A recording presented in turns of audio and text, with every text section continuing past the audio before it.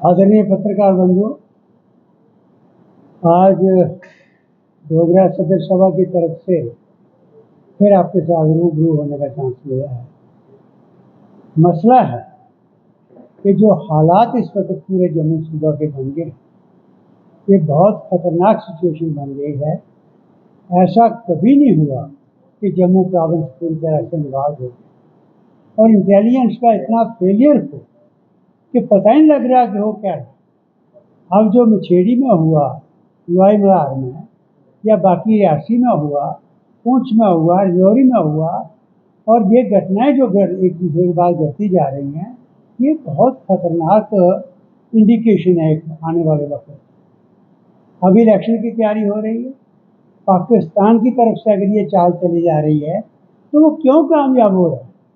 हमें इस बात का दुख हो रहा है, जिस स्टेट को बनाने के लिए हमारे बुजुर्गों ने अपना खून दिया और हजारों की तादाद में उन बर्फानी पहाड़ों में जिनकी हड्डियां आज भी, आज उनकी इस गजब की रियासत को बनाए हुए यूपी बनाने के बाद कि यहाँ हालात ठीक होंगे कहा भी जा रहा था, जम्मू पर क्या आफत आ गई। एक बात मैं क्लियरली डोगरा सदर सभा की तरफ से कहना चाहता हूँ, जो हमारे सब साथी हैं, मेरे साथ कर्नल जमवाल साहब बैठे हैं, प्रेम सागर गुप्ता जी बैठे हैं, गंभीर बैठे हैं, कि एक बात बड़ी क्लियर हम सुनना चाहते हैं कि भाई बड़ी देर से पाकिस्तान इस ताक पर था कि जो जम्मू कश्मीर के अंदर देशभक्त फोर्स है जिसका मुकाबला करना मुश्किल है, उसको जो लड़ाइयों में जंगें हुई उसमें कुछ नहीं बिगाड़ सका जम्मू का, इनको कैसे तोड़ा जाए।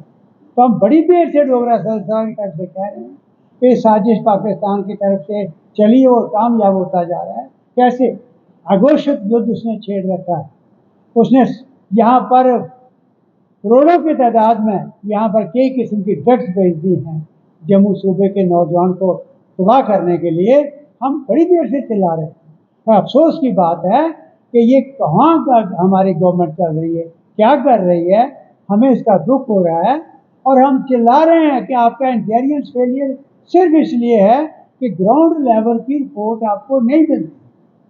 जब 96 से 97 से पहले हालात इतने दर्दनाक हो गए थे, जम्मू उस वक्त भी पीसफुल था, कश्मीर के अंदर बुरी हालत हो गई थी, तो हमने कहा था कि ग्रास रूट पर अपनी इंटेलिजेंस नेटवर्क बनाओ और उसके लिए इनके पास दो ही बड़े इंस्टीट्यूट, आपका इंटेलिजेंस नेटवर्क का अगर कोई स्टैंड करता है तो वो ये ग्रास रूट इंस्टीट्यूशन पर करता है, लोग उनके थ्रू खबर आपको पहुंचाते थे। ये बेचारे आर्मी के हमारे जवान जो हैं, ये कहाँ कहाँ से आए हुए हैं, इनको कहाँ बातचीत है।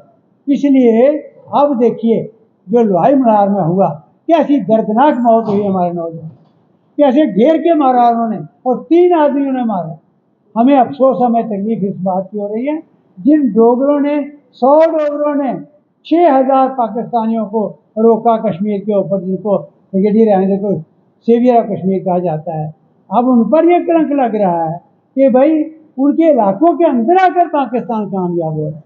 तो आज सभा की तरफ से हम गवर्नमेंट को ये अपील करना चाहते हैं, आंखें खोलो, अपना नेटवर्क तेज करो, और आपका नेटवर्क सिर्फ और सिर्फ ग्रास रूट पर इंफॉर्मेशन देने वाला ये ग्रास रूट इंस्टीट्यूशन है, जिनको स्ट्रेंथ करने की जरूरत है। वो आपको खबरें देंगे, वो आपकी जान पर खेल जाएंगे।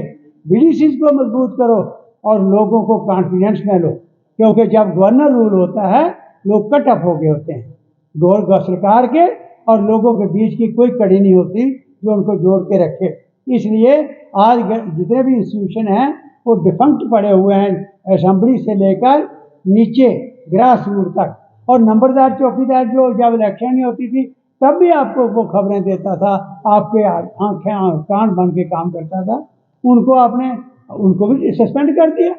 सैकड़ों की तादाद में आपने सस्पेंड कर दिए अलग अलग जिलों के अंदर। आज पुंछ जा रहा है, राजौरी जिसके अंदर हमने 21 लड़के मेन स्ट्रीम में लाए, किसी के जेलों से निकलवाए, हिंदुस्तान का होम मिनिस्टर वहां पर पहुंचे, ह्यूमन रिसोर्स मिनिस्टर पहुंचे, और दिल्ली में हमारी मीटिंग हुई। किस तरीके से पुंछ राजौरी के हालात ठीक किए। यहाँ पाकिस्तान बड़ी खतरनाक खेल खेल रहा था, नौजवानों को स्प्रेड कर रहा था, नौजवानों ने AK-47 ले ली थी, लेकिन वो उस वक्त रोल प्ले किया, ग्रास रूट तक पहुंचे और तब जाकर इलेक्शन हुई थी।